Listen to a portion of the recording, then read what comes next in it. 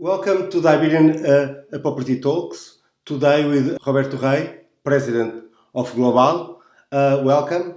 My first question is: we are now seeing, we are left in this crisis with the economy stopping for 2 months. Are the property developments, residential, commercial, being stopped during this crisis? Or the construction activity is keep going. And the other question is if the plans to launch new projects will keep be there or something will be delayed. Something will be delayed. Okay, first of all, thank you very much for inviting Gloval to this Iberian Property Talks. Just to begin, I want to say that there is a word that resumes very well the current situation. This word is uncertainty with capital letters. So it's not easy to make any kind of predictions for the medium term because we are just in the middle of the tsunami right now of this virus. But we think they are taking measures. Really, we are just in the way of going out. But just going directly to your concrete question, I think in this moment, what as we are seeing, because as well as our activity in valuation, we have an activity in monitoring in terms of engineering and etc. Monitoring all these development projects, we can give you some information about the things we are seeing right now. The most important is that the projects under construction are going ahead.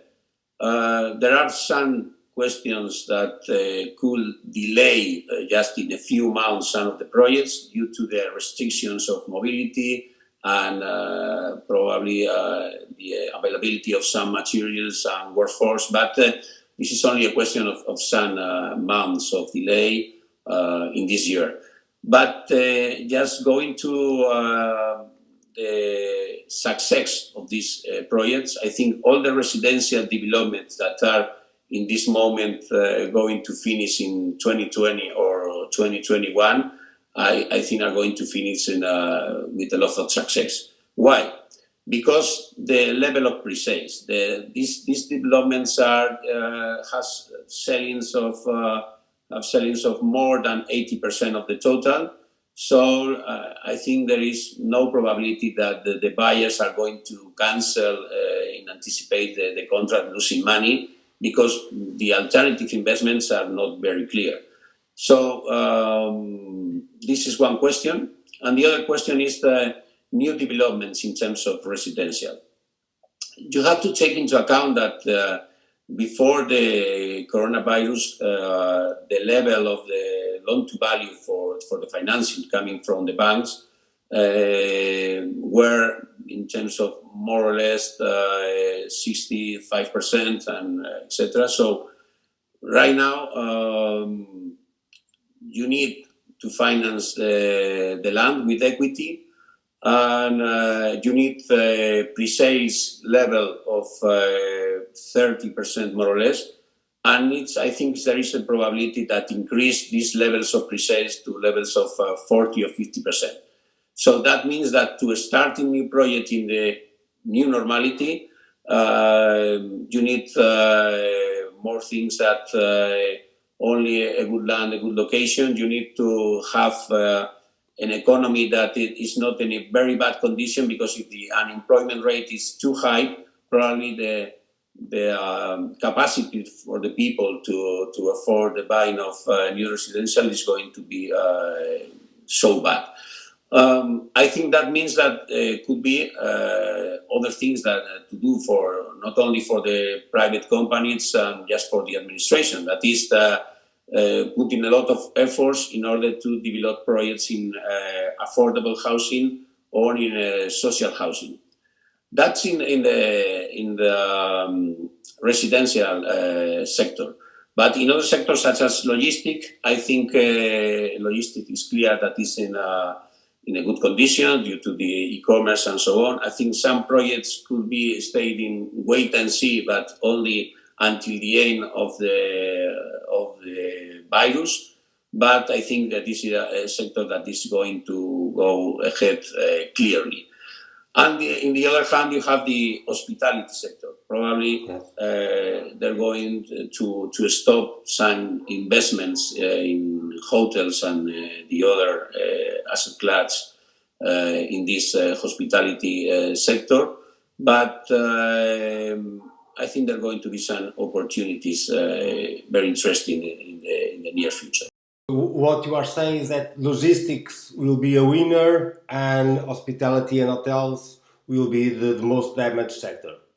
Just for the short terms in terms of the hospitality, because I think obviously if you compare with other crises, not with the global financial crisis, you compare with for example, with the SARS crisis in Asia in 2003, there was a very interesting recovery and very rapidly in terms of the tourism and this sector. So I think there are going to be a lot of movements in the sector of hospitality. There's probably there will be a lot of merge and restructuring of some companies. And for example, in Iberia and in Spain, we have very important players, one of the main and most important in the world. So I think they are going to have more opportunities to consolidate the sector, mainly with the familiar ownership hotels and so on. We will see many macroeconomic consequences for real estate from this unseen crisis. By one side, we have a lot of public liquidity coming in the market. On the other side, we might see some stress in the economy, and that can lead to more NPLs and REOs in the near future. So how do you see this balance between more liquidity, more stress in the economy? I think just not only the local governments and the European Union, despite the controversy that we are seeing in the last weeks, are taking a lot of measures in terms of economic aids. You can see, for example, in Spain, the ERTES of the aids coming from the official Institute of Credit and coming from the European Union, these funds to keep jobs in an amount near 500 billion euros, and etc. There are a lot of measures. In Portugal, you have the layoffs, and just quite similar to our measures.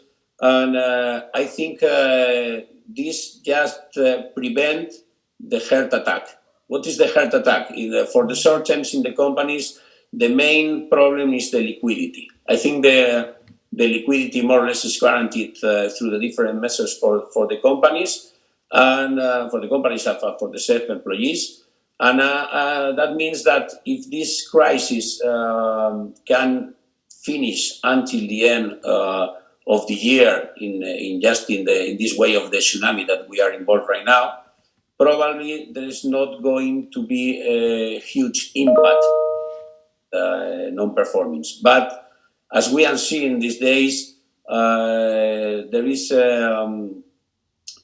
a probability that we don't finish this until the end of the year. It could be the new problem in autumn. So that means we are going to be under the problems of the virus for more than 1 year. And that, in that case, means a lot of unemployment in a way that is not exactly for this moment. It could be some structural problem for some years. In that case, obviously, the non-performing loans are going to increase in a very important way, and obviously the REO in that way too. We know a lot of NPLs and REOs in Spain and Portugal because we suffered the last financial crisis, and we learned a lot of lessons in order to know how to manage with them. In our case, we have a company in Spain and a company in Portugal that is completely specialized in this sector, in this kind of assets. So we thought that there is a probability that is going to increase, but I think the players know better than in the last crisis how to manage with them. So probably there are going to be more rapidly transactions. I think the international funds that were very helpful in the last crisis are going to stay here looking at the market in order to take a position. And I think as the crisis is going to be important, the players are more prepared with a better financial situation and has better how to manage with them. Do you want to leave us with a last thought about how this crisis is impacting our lives and our economies? Yes, I think there are a lot of people saying right now everything is going to change in a greater way. I think about that, but I think it's not exactly in this way that things are going to happen. I think obviously the technology is going to accelerate the importance in our lives.